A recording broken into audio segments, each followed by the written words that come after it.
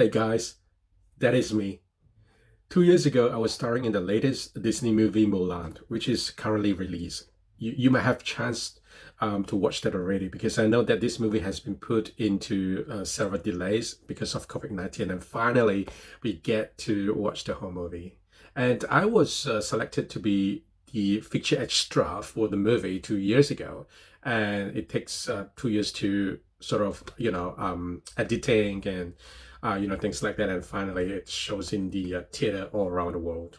And I must tell you that this is the most expensive live action film ever made in the movie making history. And I'm fortunate to be one of the feature extra in this epic movie making. Kia ora from New Zealand. I'm Seann Lautner. Today, I'm going to share with you the 5 business lessons that I've learned from starring in Mulan. Look, you won't see me all the time in the movie because I'm not a superstar, but I consider myself lucky because this is sort of like once in a lifetime kind of experience, right? Who, how do you get an opportunity like that? So I was being selected as one of the hundreds army in the movie. Well, in the movie, it looks like you have 1,000 armies, but to be honest, it's only 100 of us. So you might see my face all over, the army, but you can't really see me clearly. So the movie magic nowadays, they can do wonder. They can crop and paste and make it into 1,000 armies. Look, today I'm not going to tell you anything about business storytelling strategy or knowledge or skill. You won't expect something like that. You will expect from me a real story, my personal involvement in this epic movie making. And I'm going to tell you the story about my personal involvement in this movie, Mulan, being a feature extra. Look, let me start with how I get to choose this topic as my story, shall we? Well, when I was being invited for this talk, I have no idea what story to share with you, to be honest.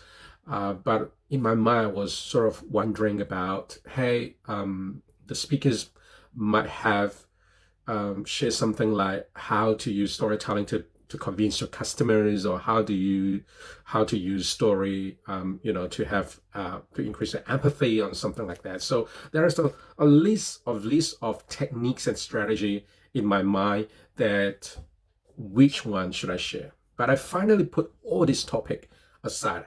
I'm going to tell myself that, hey, if you are a true storyteller, you will have real story.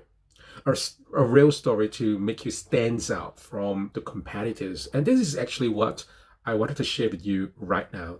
Story is the most effective tool to make you stand out from the competitors. And if you have a real story and only you own it, and no one will tell a better story than you do, you will be the winner in the market. So the lesson 1 that I have learned in this business storytelling summit is that how am I going to find a real story to share with you? And what do you mean by real story? So I was thinking myself that, hey, maybe I should choose something that is hot and trending, and only me can share it, and no one else can share it better than me. And I want you to take that as a key takeaway over here. And if you share your own story, no one can steal from you because it's so real and it has to come from you because you own it, right? And I have to tell you that stories are everywhere. You don't need to go to Google or any search engine to search for the best story. Actually, the best story is actually from you. And if you want to be different, first, choose the real stories. Choose the story that no one can tell it like you. Think of the trend. Think of what everyone is talking about right now. What is hot in the market? What is trending? And what's the most talked about topic from the people?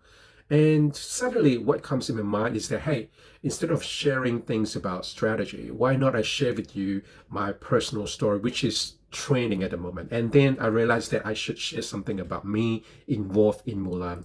Because if I don't share it, if I choose to share it next year, it won't be that hot. It won't be a trending issues because Mulan just released last month, right? And only me owns it. I get personal involvement. No one else actually, get involved in this movie who actually speak in this summit. So that's why I choose Mulan because I know no one else own the story like I do. So I begin to sort out what do you mean by rail. You know the word rail, R-E-A-L. I immediately tell myself that first the story that I've chosen has to be realistic. All right.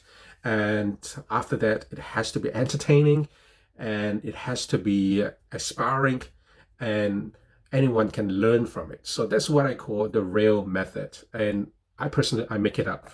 I did not copy this elsewhere. So I told myself that a real story has to be realistic, entertaining, aspiring, and when people listen to it, people can learn from you. So I know that I will choose a story that is different than the others. Well, so that's my first lesson to share with you. If you want to stand out, if you want to outperform yourself from a crowd that are doing the generic stuff, you got to be different. And the only way to be different is to share a story that you own it. So, what's your real story? The story that makes you stand out is the one that you have like no others, and no other people can own it like you do. Not those from the internet, and not those you read from Facebook or LinkedIn and copy and paste and become your post. Not like that. It has gotta be from you, and only you tell it, and only you tell the story the way that no one can tell it. All right. So if you have find that real story, you will nail it.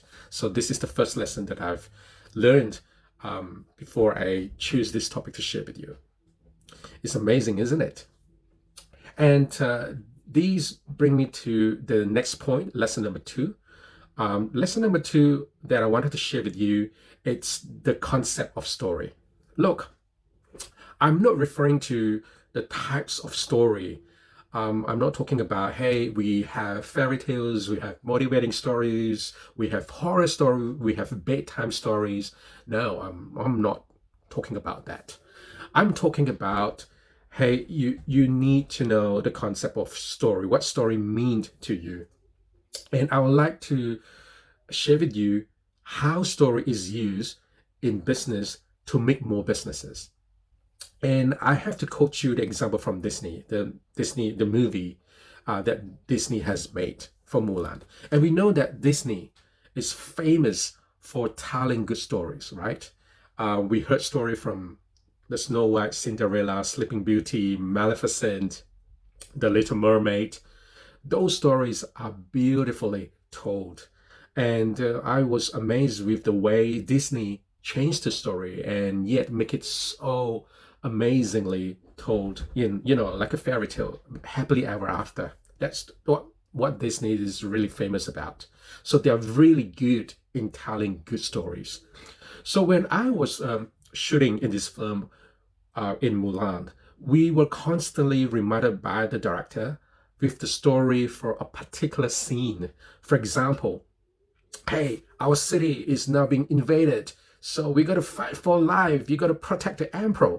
So, before the camera, before the director say action, we already have that storyline. We already have that user story. For example, hey, there is an avalanche.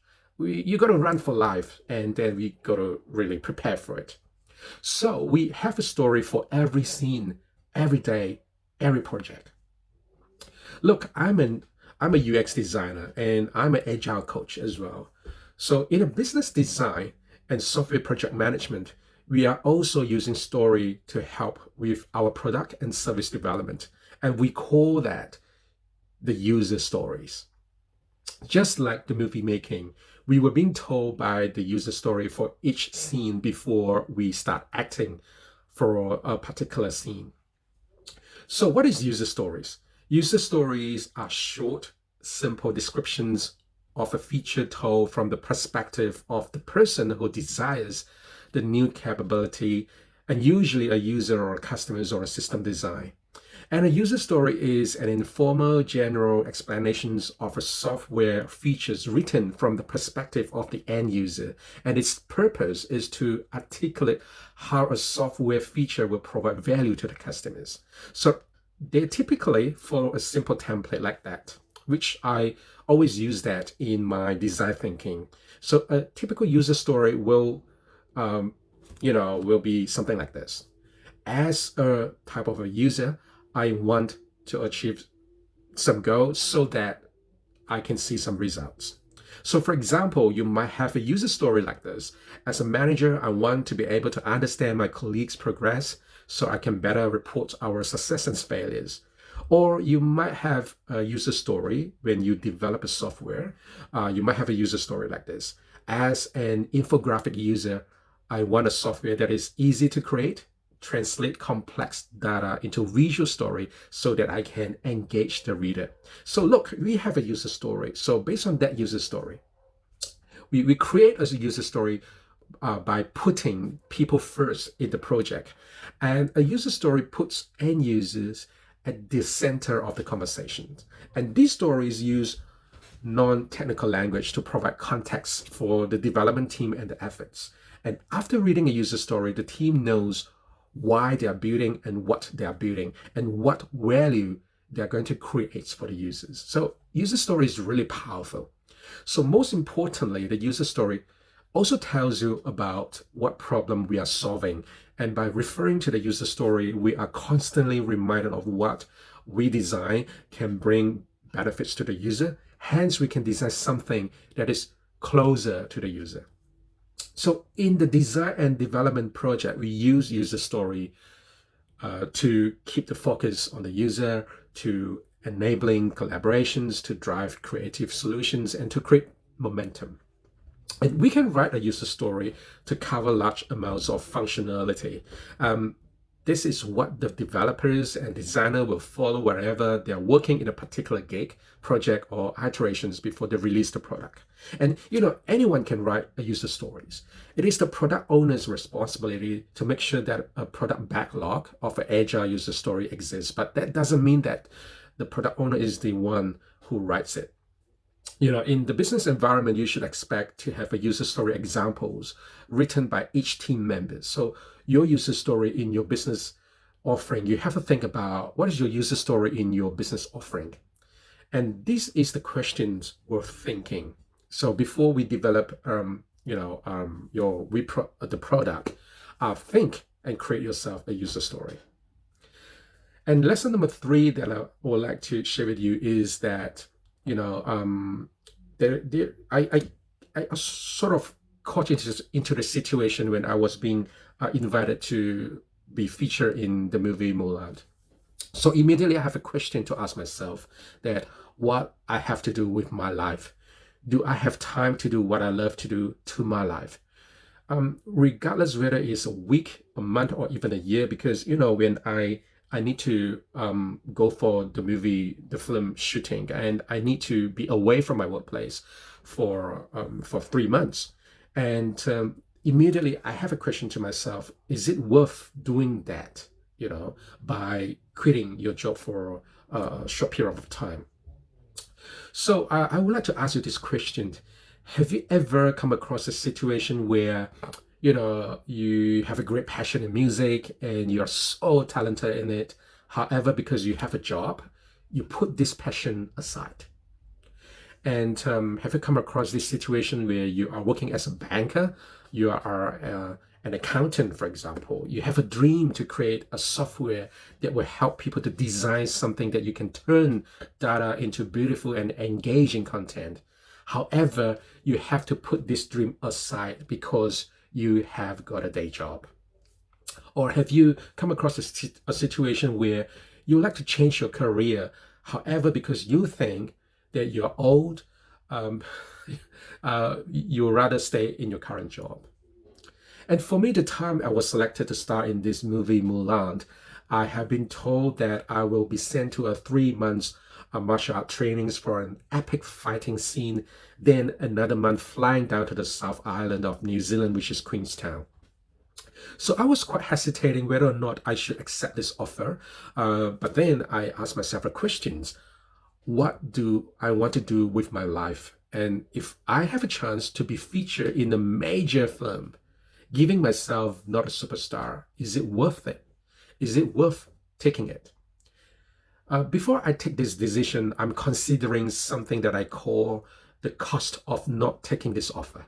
Meaning, if I don't take this offer, what would I lose? And can I afford to let this go? So I guess this would be the question to your business as well, or to your job as well. And most importantly, I also ask myself that would this opportunity knocks again if I let it go? So immediately, this is the lesson that I've learned. I consider the cost of delay or the cost of not doing it. So when we make a decision, regardless whether or not it is our passion or you want to do something that is out of your comfort zone, think and consider the cost of delay or cost of not doing it. If it costs you a lot, then don't take it. But if you think that if you take it and you learn a lot for your life, you learn a lot of valuable lessons to your life, then take it, and you have nothing to lose. And this also leads me to share with you the next lesson that I'm going to share with you. The next lesson that I'm going to share with you is that it's about delegations. Look, continue with the story that I've shared with you just now. I was troubled by a situation where I need to make a decision to put a pause at my work for a period of time. And in this case, I have to be away for 3 months. In order to go for 1 month shooting, I need to go for 2 months of martial art trainings for the movie. And I remember I was trapped in a catch-22 situations. If I go for the film shooting, I will not be able to work for my company. And if I choose to focus on my work, then I would not be able to go for the film shooting. So there is an opportunity cost over there. So as the shooting will take a full day to complete, it's pretty hard for me to dedicate fully to my company work. So the conclusion is I can't do everything myself. So if you can't do everything yourself and yet you wanted to do something different, for your life, so what's the solution? So the solution that comes to my mind is that I have got to learn to delegate my work to somebody in the organization. Look, this is a very valuable lesson that I only get to learn it right now. I've heard a lot of people, a lot of motivational speakers or any books that talk about delegates. And I don't really understand what do you mean by that. I thought delegation is just pass over your job to another one. But look, in these particular situations, I realized that as a leader, delegating is an important skills to learn because we can't and shouldn't do everything ourselves in the organization. Delegating empowers your team, builds trust, and assists with the professional development. And for the leaders, it also helps you to learn how to identify who is the best suited to take a task or your projects in the organization.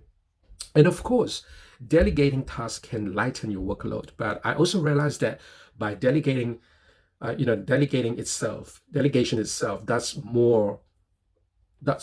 much more than just get stuff off your plate.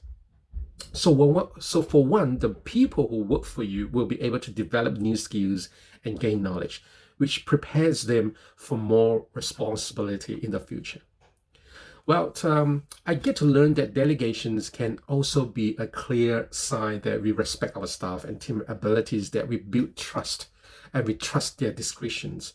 And employees who feel that they are trusted and respected tend to have a higher level of commitment to the job, the organization, and especially their managers. So I begin to realize that letting go can be challenging, but accepting that we can't do everything ourselves, it is also important. And remind ourselves that our team wants to do good work and be successful just like we do. If our employees succeed, we succeed. And another common barriers to delegation is that it can take longer to teach someone else to do a task than to just do it ourselves, right? And while that might be true in the first place, we delegate the task. Over time, the amount of time we have to delegate to that task decreases because we won't have to be involved with it at all. And imagine that it will take us 7 hours to walk someone through a task that you have to complete every week. And typically, it takes you an hour to complete a task. And once 7 weeks have passed after you have trained someone else to do the task for you, you have the time you spend on training, and now you have extra hours each week. How about that? It's awesome, right? So with that extra hour, you can focus more on important work such as strategy, coaching, or development, the things that leaders are supposed to do. So that's the fourth lesson that I've learned. Learn to delegate. Trust your team members. Well, last but not least, this is the fifth business lesson that I've learned is to be agile. Well, I'm an agile coach. Well, I was in a shooting of Mulan. The team was giving, and all the armies, all the actors were giving an everyday worksheet for a month. So every day we have to do different things, right?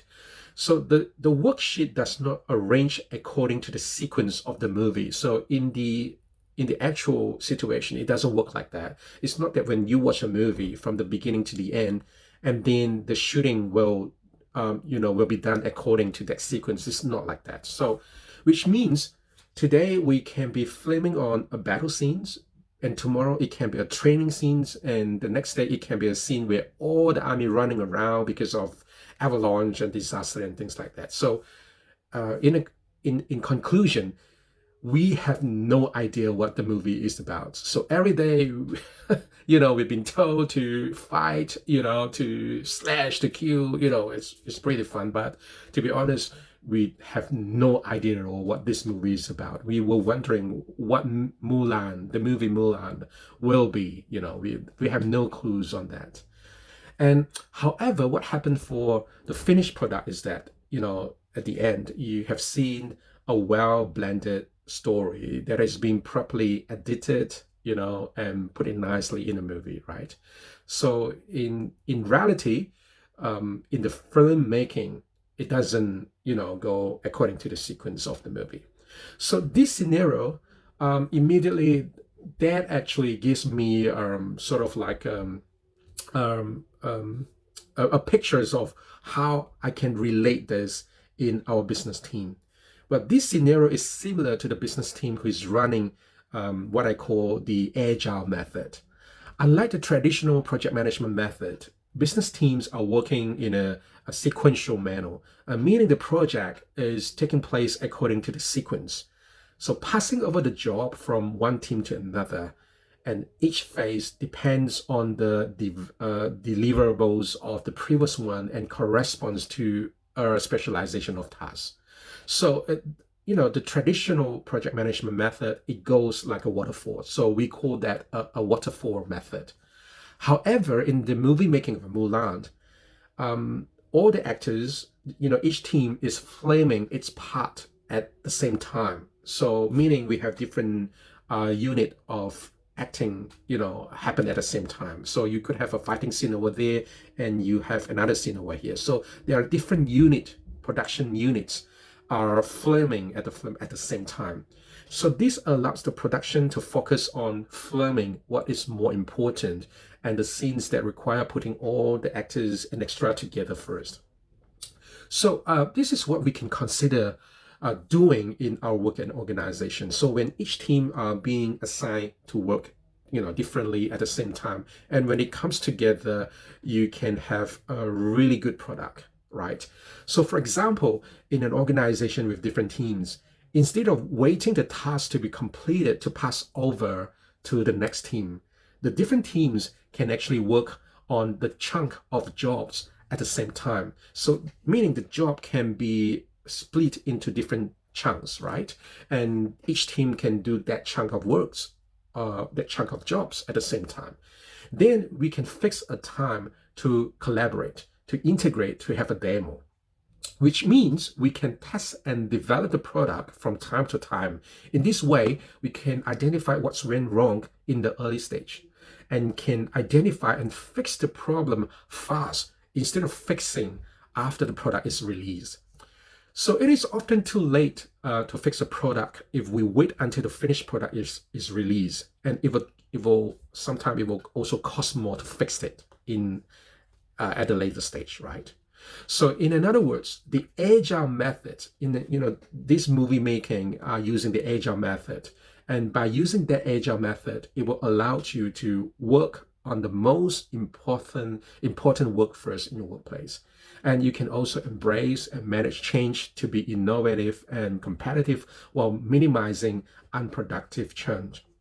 And you can also focus on communicating directly with human beings and be able to demonstrate working product or the tangible services to the stakeholders and customers rather than talking about what will be done. So I want you to think of the current work or teams on how we can work in the agile way instead of working like a waterfall, right? Well, search for an agile.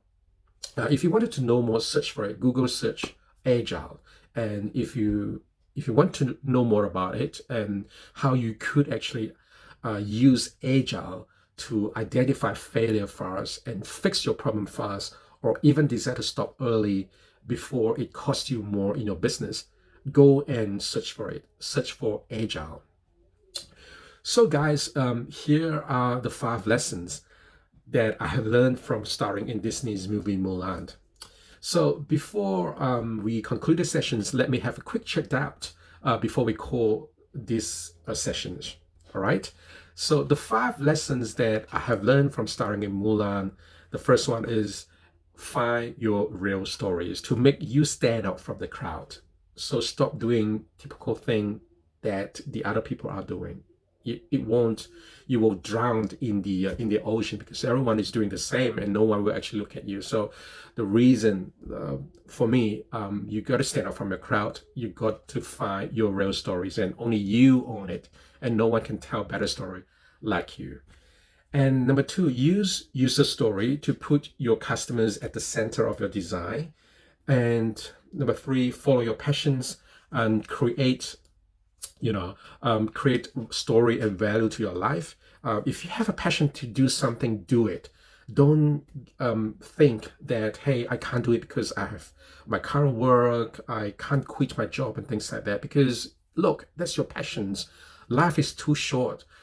Give yourself a chance to explore the passions, to create value in your life. I will guarantee you that your life will be more meaningful and you have no regret when you look back, that you have given your chance to do something different to your life. And number 4, it is all right to delegate, because we have to understand that we can't and we shouldn't do everything ourselves. And next, be agile. Test and develop the product as you go, because these enable us to detect the failures fast. We learn fast, we fix fast, and even we know where to stop early, or should we continue to do the project or not. So this is really useful, when you are managing your business, managing a team, or even you are designing something that you're going to release in the market. So stick to that. Stick to these 5 business lessons that I've learned. Well, once again, thank you so much for listening and watching, and feel free to reach out to me in LinkedIn or Facebook, and I look forward to collaborate with you should my story benefit you. And till then, happy learning, and hope to see you soon. Right? See you. Take care, and bye-bye.